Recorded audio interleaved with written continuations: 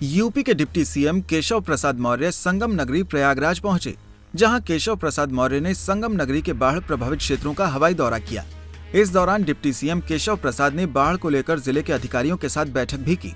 इस बैठक में उन्होंने अधिकारियों को बाढ़ प्रभावित लोगों को हर तरह की राहत पहुँचाने का निर्देश दिया। डिप्टी सीएम केशव प्रसाद मौर्य ने कहा कि जिला अधिकारी को निर्देश दिया है कि बाढ़ प्रभावित क्षेत्रों में जितना नुकसान हुआ है उनका तत्काल आंकड़ा तैयार करके शासन को भेजें, ताकि उन्हें जल्द से जल्द राहत पहुंचाई जा सके। प्रशासन के माध्यम से उनके लिए जो आवश्यक सुविधाएं वो तो दी ही जा रही हैं।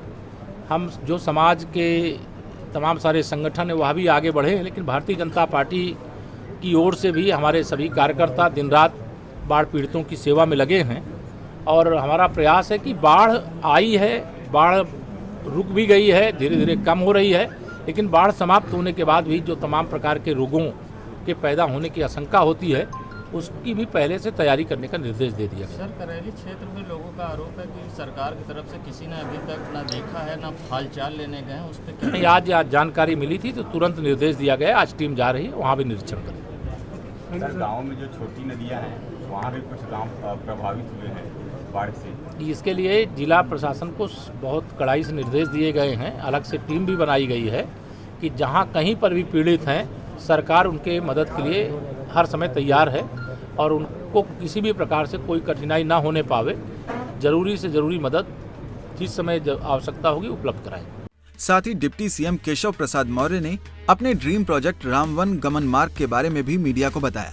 उन्होंने कहा कि चित्रकूट से अयोध्या के बीच में ऐसे 44 स्थान चिन्हित किए गए हैं जहां वन जाते समय भगवान राम, माता सीता और लक्ष्मण के साथ रुके थे।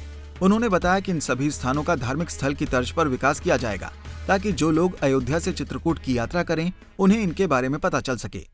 श्री राम वनगमन मार्ग, क्योंकि भगवान राम का जन्म स्थान अयोध्या है और राम राज्य जिसकी हम लोग चर्चा करते हैं वह राम राज्य भी श्री अयोध्या धाम से हुआ है। उसके अलावा जो उनकी पूरी जीवन लीला है जिसके कारण भगवान को मर्यादा पुरुषोत्तम भी कहा जाता है और आसुरी शक्तियों के नाश करने का काम अयोध्या से जब लंका तक की यात्रा है उस बीच में हुआ है। तो अभी उत्तर प्रदेश के अंदर अयोध्या से चित्रकूट धाम तक जो लीला का क्षेत्र है उस लीला क्षेत्र को हम लोगों ने 2 हिस्सों में, अभी एक अयोध्या में 84 कोसी परिक्रमा मार्ग बनाने की योजना को अंतिम रूप दिया गया है और दूसरा श्री राम वनगमन मार्ग को भी यह अंतिम रूप दिया गया है। ये राम वनगमन मार्ग भी लगभग 3,300 करोड़ रुपए की लागत का है। इसके लिए सभी भूमि अधिग्रहण से लेकर के यूटिलिटी शिफ्टिंग को लेकर के और इसका तत्काल टेंडर प्रोसेस की तैयारी करने के लिए अधिकारियों को और संबंधित कंसल्टेंट जो इसका डीपीआर तैयार कर रहा है उसको निर्देश दिया गया।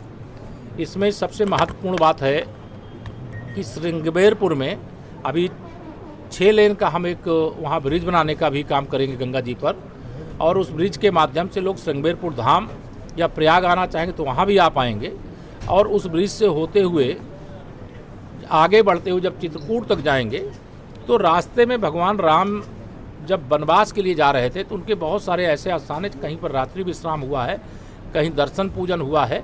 तो ऐसे सभी स्थानों को चिन्हित किया गया है। 44 स्थान ऐसे हैं जिनको राष्ट्रीय राजमार्ग बनाते बनाते हम लोग राज्य योजना से उन सड़कों को भी बनाएंगे।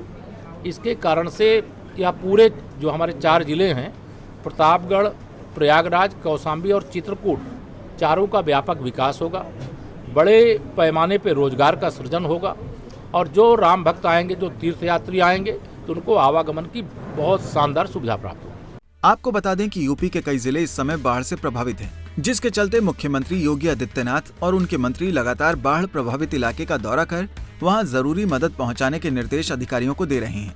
प्रयागराज से सैयद रजा की रिपोर्ट। हमसे जुड़े रहने के लिए हमारे YouTube चैनल को सब्सक्राइब करें और नई वीडियो की नोटिफिकेशन के लिए बेल आइकॉन को दबाएं। अगर आप ये वीडियो Facebook पर देख रहे हैं तो लाइक जरूर करें और ज्यादा से ज्यादा शेयर करें। धन्यवाद।